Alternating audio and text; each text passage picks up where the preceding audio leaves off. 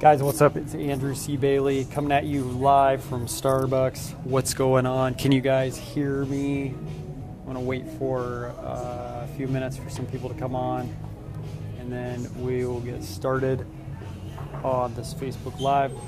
We're going to talk about negative thinking, that voice inside of your head. Who else has that voice inside of their head, this thing that says negative things? And maybe you're a leader, maybe you're a healer, maybe you're a teacher, maybe you're a visionary who has a message to get out there, but you've got this voice inside of your head that tells you you're not good enough, that tells you why even try?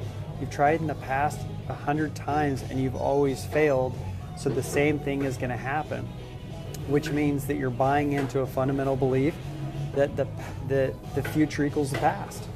How do you get rid of these negative thoughts? Like, what do you do with them? Do you buy into them?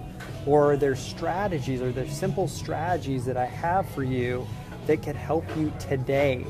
We're going to be talking about that right now. Can you guys hear me? I need somebody to shout out that you can hear me so that I know that the audio is working. Can you hear me? Can you hear me? We're going to talk about what to do with these negative thoughts. I'm going to give you something really cool coming up. So I'll just assume that the track is good and you guys can hear me.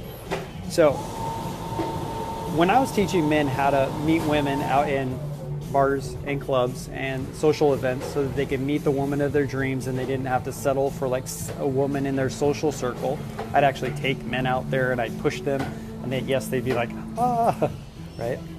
Well, before I taught them, actually, it was when I was teaching them. I was single and I had this business. And then I met Jacqueline. I still had this business and we still went out.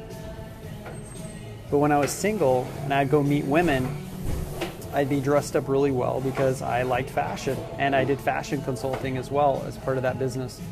And so I'd meet women and they would tell me, literally, they would say things like, they would do like little tests while I was interacting with them. They'd say, you know what, you're not real, you should go away. And I could have taken that, I could have seen that as a negative thought and said, oh my gosh, I'm not enough. Or what I learned to do is take whatever they said and make fun of it, to defuse it. And then they would be like, oh, this is a person that actually is strong in their reality. So they would say something like, you're gay, right? They would say that to me. Are you gay? Because I was dressed really well and I was very charismatic after a while and I knew how to talk to them. And I would say, you know what, I'm so gay. I'm the gayest man you've ever seen. I mated with 10 men before I saw you. And I would just make fun of it and it instantly would diffuse them. And then we continue talking and we'd have fun, right? I didn't take it serious. That's the lesson here, is that I want you to start taking your negative thoughts as non-serious, not serious. So you start thinking, I'm not good enough. Then go, oh, you're right, I'm not good enough, and make fun of it. But don't go into it and be like, yeah, you're right. The voice inside of my head, it's true, I'm not good enough. You have to literally defuse them. You have to learn how to do it. The voice inside of your head, what is that? Dude, it's just thoughts that you picked up over the years. Maybe you had an emotional event when you were little about money or about relationships or whatever it is, and you picked up some mental patterns or emotions. They're not a big deal. But what you do with them is the only thing that matters. Do you go into them and you start believing them and you get all depressed and then you cause your own suffering? Or do you make fun of them? I'm making fun of everything because I know that they're an illusion and they're not that serious. Negative thinking needs to be gone, yes, but the way you handle it like a pro by making fun of it, okay? I'm not good enough. I'm not handsome enough. So if I was teaching a man how to approach a woman and he thought he had a fundamental belief that he wasn't handsome, he would just be like, yeah, he could take that and say, you know what, I'm not handsome. Or he could say, yes, I am handsome. Just play with it as if a thought is clay and mold it in a way that works for you, where you make it fun, you play with it. Don't go into it and think it's real and so serious and so heavy. People are tricked by the mind. Let me tell you about the comfort zone and how this relates to negative thinking. So people get caught in what is called the comfort zone. Comfort zone really is an illusion. What it means is that the brain and the body that you're living in, they're basically designed for survival, guys. They're designed to keep you alive. Okay, that's a primary function. Survival and replication, but survival. And so once they find a set point usually where you're surviving, even if there's pain, even if you don't enjoy it, that'll become where you live. And so if you try to step outside of that, then it's going to shoot a bunch of negative thinking at you. And you need not to buy into it. When it comes up, when you go outside of the comfort zone, you're going to feel that uncomfortableness inside of you. That's a good sign that you're leaving. And then the survival brain is going to shoot out things at you. It's going to shoot out things rapidly. Are you sure you should do that? I don't know. Maybe you should do that tomorrow. We can do that tomorrow. And people buy into that voice, and it keeps them in the comfort zone, trapped for years, for decades. And they don't know. They're not the voice in the head, and they never were, but they're trapped in the comfort zone. And then they start thinking even more negative thoughts, like I'm a loser. Maybe I'm not smart. Maybe I'm not good enough. Maybe I'm bad. Dude, there's so many people I've met that think they're bad because they had their mom tell them, you're bad, you shouldn't have done that when they were a kid, and it was emotional, and then they bought into it and believed it as a kid, and they're stuck in that still. And so you get caught in this comfort zone. The cosmic joke that I always talk about is you're in a brain and a body, right? Or you're in this body that contains a brain. Technically, you're not in the body. If you do the research on the soul and whatnot, you're like way more than inside your body. You're like everything. But what I'm trying to say is that the brain and body are designed for survival. And so what happens is your soul, you want to expand. You want new things. Do you ever wonder why you dream all the time about manifesting different things, and manifesting more money, or the relationship of your dreams, or the career of your dreams, or whatever it is for you? Why you want to expand and grow all the time? Because that's the soul. That's the journey of the soul. It's what the soul wants to do. I'm getting warmed up here, guys. Haven't done a live in a while. And right before, I'm going to admit that I didn't push the button on here for like 5 minutes. I was like, what should I talk about, man? I'm just not feeling it. And then I just hit it. I know some of you can relate to that.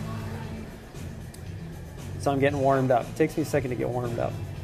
So this comfort zone, you got to get out of it, man, because you'll just stay inside it your rest of your life. There's a lot of research done that by the time you're 30, 35 in there, that you've already labeled everything in your environment. You already have a set amount of beliefs about how things are, how you're supposed to act, a bunch of rules and stuff.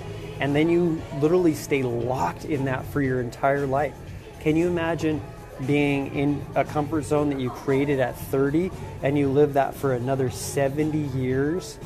And you're wondering, oh my God, what's going on here? Tammy says, my soul must be on an amazing journey.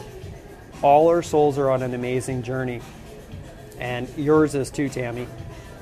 And it's your job, it's your pleasure to create this journey the way you want it, and to expand and to grow and really enjoy it, and to live a legendary life created by you. Create your own personal paradise, the way that you want it, not the way mommy and daddy wanted it, not the way your friends want it, not the way anybody else wants it, the way that you want it. But you gotta know, when you go out of that comfort zone, the brain is going to shoot out scripts and shit. And if you buy into those, which are thoughts, you buy into those thoughts and you believe that they're true, that's when the suffering comes. And that's when you get trapped in the comfort zone. And almost everybody's trapped. But there are people, more and more people are waking up. And I was a guy who was so trapped in this a few years ago. It wasn't long ago. And I had, I was living in Bellevue, Washington. My business was exploding. I was living in a gorgeous place, had the gorgeous girlfriend, and I was miserable because I just had this negative thinking that would not stop. These voices. I had an overactive mind. I had no spaciousness inside of me because I never sit and just like meditated. It was always go, go, go, hustle, work, kind of go, try to get the American. Okay, I'm back on. So hustle, hustle, go, go, go, and I didn't know. Dude, I didn't know the voice in my head wasn't me. I was so identified. Identified means to make the same. It's like when you're a little kid and you got a toy and you're playing with it and mommy and daddy grab it away from you and you start freaking out and you start like crying. It's because you got identified with the toy. You thought it was you, but then eventually you just let go of the toy, you get bored of it, and you disidentify it from it. Like those are what thoughts are. Disidentify from them. They're not you. They're not you. They can't be you. They're just like floating around. But they get so, you live in an environment, remember the brain and the body are designed for survival. So you're living in an environment that is so overstimulated constantly, like Starbucks right here. The music's blaring all day, there's people talking, like, and then you add all the things going on the laptop. It's overstimulation, and so the brain gets overstimulated and starts shooting out a bunch of thoughts too. And so there's no spaciousness, so you're literally operating in that space. But if you just sit for a few minutes, 10 minutes, you take 10 minutes out to give yourself some space, like put on the Headspace app or whatever, you'll come back into balance. And that place of balance is a place of peace, it's a place of joy, it's a place of where we naturally are living, I believe. Okay, let's see what we got here. Army says the voice in our head tries to protect us from being hurt, but in reality it prevents us from trying, which makes us even know what would have happened. Yes. Makes us never know what would happen. Yeah, so it's trying to protect you. That's the bottom line. It perceives that you're going to get hurt if you go outside of that comfort zone, and you're going to die. That's why every time you do something new, you get those signals. It feels really uncomfortable, and it feels like you're going to die. It's like ding, ding, ding, ding, ding. So you got to know, you got to be a pro at being able to handle that voice inside of your head. And you can actually transcend, like some of the spiritual yogis and mystics, you can transcend the voice inside your head. It is a possibility. What's up, Melody? So, we talked about what do you do with the voice inside of your head? Dude, make fun of it. Every time it comes up, it says, you're not good enough. You say, yeah, you know, you're right. I'm not good enough. And you use just a fun, playful voice to defuse it. Okay, rip the seriousness out of it. Okay? If your life is serious and heavy, then you know you've bought into these thoughts. You know you've bought into these thoughts. Do not buy into them, because you're meant for more. If you're a leader, if you're a visionary, if you're somebody with a big dream, you got to be a master at not allowing these thoughts to bog you down and get in the way, become literally a roadblock to your mission. Right? You got to be able to blow this fucker up with dynamite and be an absolute pro.